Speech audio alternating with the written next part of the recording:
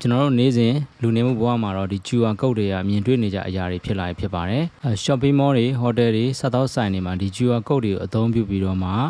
ငွေပေးချေတာမျိုးတွေ Wi-Fi password ပေးထားတာမျိုးတွေမှာစသဖြင့်မျိုးစုံအနေနဲ့ QR code တွေကိုအသုံးပြုနေကြရပဲဖြစ်ပါတယ်။ဒီ QR code တွေကိုအရှိကောင်းအနေနဲ့တော့ quick response code လို့ခေါ်ပါတယ်။တနည်းအားဖြင့်တော့ data တွေကိုအမြန် access ရအောင်လုပ်ပေးတဲ့ code လေးတွေပဲဖြစ်ပါတယ်။အသုံးပြုတဲ့သူ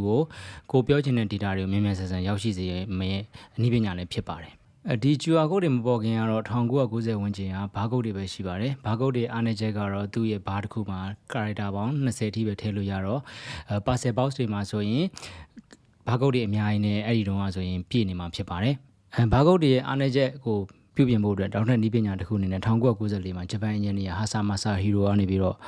QR code တွေကိုစပြီးတော့တီထွင်အသုံးပြုခဲ့ပါတယ်။ QR code တွေရဲ့ design တွေကသူဘယ်ကနေ inspire ယူလဲဆိုရင်တော့မြို့ပြတွေမှာတိုင်းအမြင့်ကြီးတွေရဲ့ characteristic ကိုယူပြီးတော့မှQR code တွေကို design ကိုစပြီးဆွဲခဲ့လိုက်တာဖြစ်ပါတယ်။အဲ့ဒါကြောင့်ပဲ QR code တစ်ခုကိုလေ့လာကြည့်မယ်ဆိုရင် QR code ရဲ့1400ရှိတဲ့နေရာမှာ3ဘက်မှာ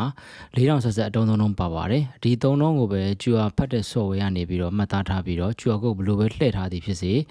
အထက်က data တွေကိုဖတ်ရှုနေနိုင်တာဖြစ်ပါတယ်။ QR code ကို orientation ကိုကြိုက်သလို360ဘယ်လိုပဲထားသည်ဖြစ်စေစောင်းသည်ဖြစ်စေမှတ်မိနေမှာဖြစ်ပါတယ်။ဒီနေ့ခေတ်မှာတော့ကိုယ့်ရဲ့စီးပွားရေးလုပ်ငန်းမှာသုံးတဲ့ QR code တွေကို software အကူအညီနဲ့စက္ကန့်ပိုင်းအတွင်းမှာချက်ချင်းဖန်တီးလို့ရပါတယ်။ဒီ QR code တွေကိုမှတစ်ခါထပ်ပြီးတော့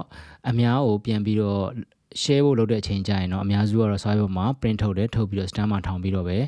အသုံးပြုလို့ရှိပါတယ်။အဲ့တော့ကိုယ့်ရဲ့တန်ဖိုးထားရတဲ့စီးပွားရေးလုပ်ငန်းမှာတန်ဖိုးထားရတဲ့ QR code တွေကိုသူများနဲ့မတူတဲ့နည်းပညာနဲ့ဖော်ပြခြင်းနဲ့ဆိုရင်တော့ကျွန်တော်တို့Dr.Macမှာ 3D နည်းပညာကိုအသုံးပြုပြီးတော့မှ QR code stand တွေ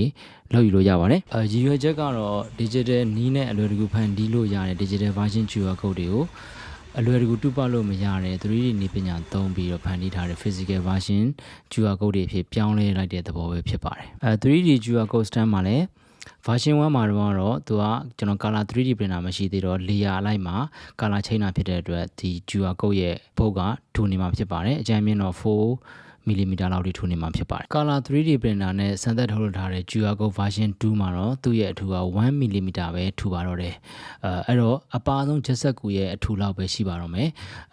layer အနေနဲ့ဆိုလေတ layer ထဲမှာပဲ color 3-4မျိုးထိထည့်လို့ရတဲ့အတွက်ကိုယ့်ရဲ့တန်ဖိုးထားတဲ့မျက်နှာရတဲ့ QR code တွေကိုသူများနဲ့မတူတဲ့ပုံစံမျိုးနဲ့အတူပပြုလုပ်ဖို့မလွယ်တဲ့ပုံစံမျိုးနဲ့ဖော်ပြထားနိုင်မှာဖြစ်ပါတယ်အဲ့တော့မိတ်ဆွေတို့ဆိုရင်ရောကိုယ့်ရဲ့စီးပွားရေးလုပ်ငန်းမှာသုံးတဲ့မျက်နှာရတဲ့ QR code တွေကိုရိုး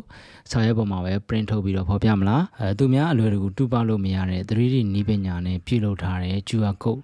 ဒီနဲ့ပဲဖော်ပြမလားဆိုတဲ့အကြောင်းအရာဘယ်နည်းကိုပိုပြီးနှစ်သက်တယ်ဆိုတာလေးကိုလည်းပြပြပေးသွားပါအောင်ဗျအားလုံးကျေးဇူးတင်ပါတယ်